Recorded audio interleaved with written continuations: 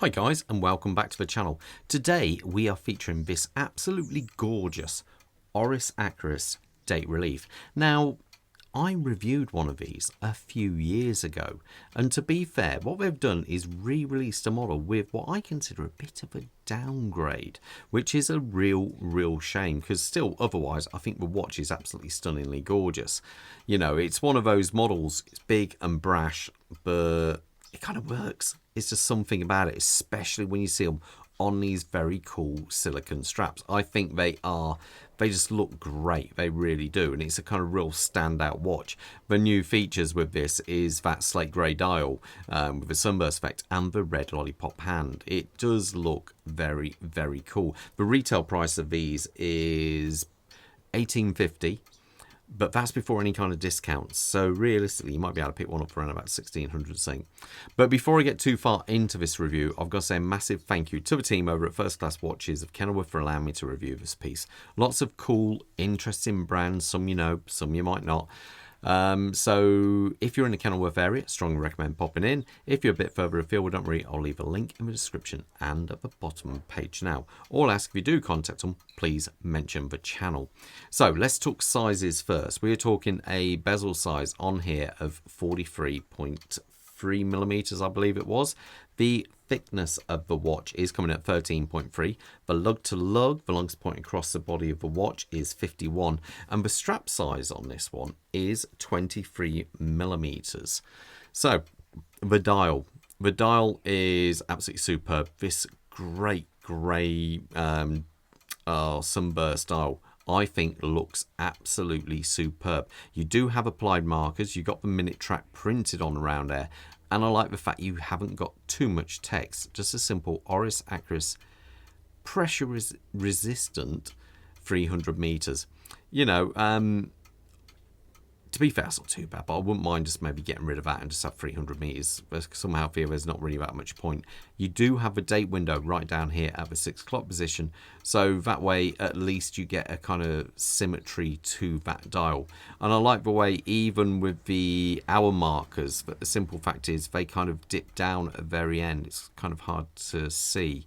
They, you know, just dive in, and again it gives that more kind of depth to that dial. I like the way you chase the light around the dial with that sunburst in. It looks great.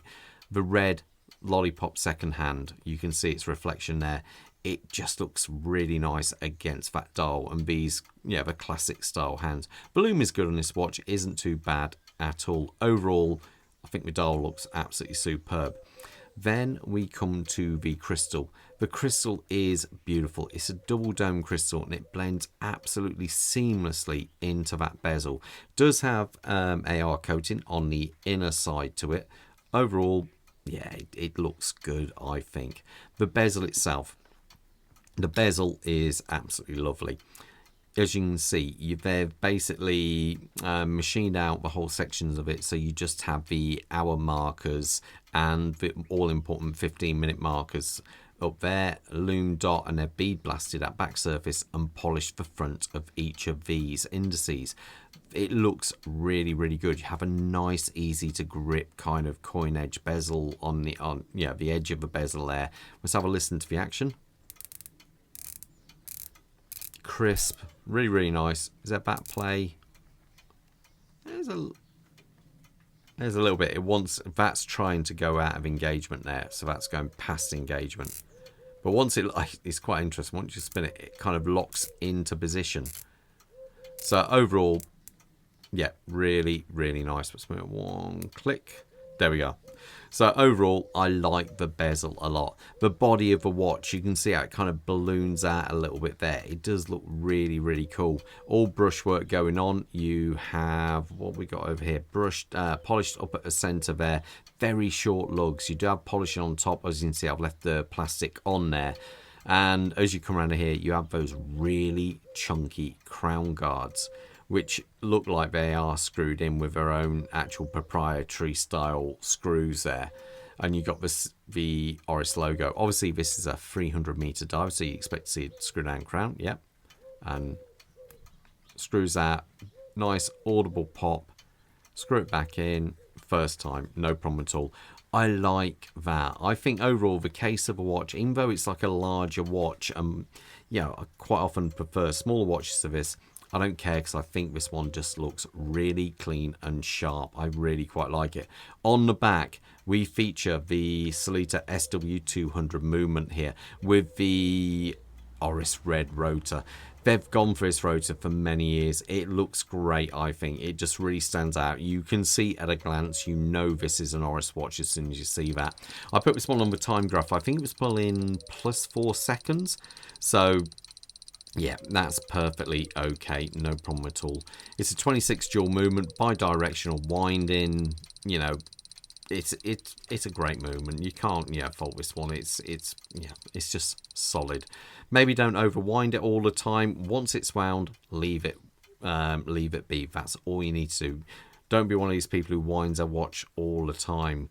I had one in the other day, and it was an old Rado, and someone had wound it so much over the years that the actual between the two plates where the stem goes, they'd opened it up so much that the crown, if you pulled it a little bit hard, would come out because that hole was getting too large and it wouldn't resist the setting lever post.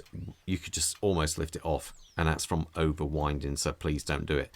Now, this is where it starts to get a little bit controversial. We've got the very cool Oris strap here. I really like it. It's all signed up. It looks great. But then we've got this clasp. Now, the clasp itself, I don't have a problem with the clasp at all. I think it's a very nice looking clasp. You know, it locks in on both sides, so, you know, it's very easy to set it all up. It's not super thick. It's okay. But on the old one, they used to have an adjustable clasp on it. Now, I can't recall the price. I don't know what the price difference is. You can buy the older clasp. But I think it works out to around about £250 for the older clasp, and I personally do prefer that one. Not that there's anything wrong with this one, but you know, what can you do? The watch, you do get a 2-year warranty, but if you register, like with most Oris watches, you register it to their website, you'll get an extra year, so you'll get covered up to 3 years with this one. Let's do a quick wrist check and we'll try it on. I'm wearing today my Crafter Blue. I still think this is one excellent looking watch.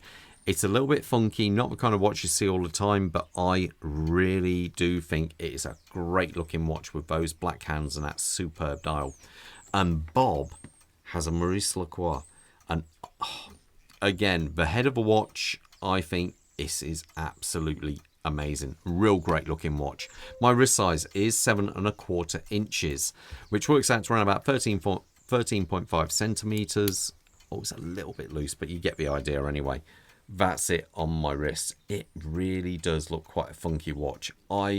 It's one of these watches, the Aquis range really does stand out, and I think it looks very, very cool. It's like their icon kind of, you know, signature watch, I always think, is the Aquis in modern day terms.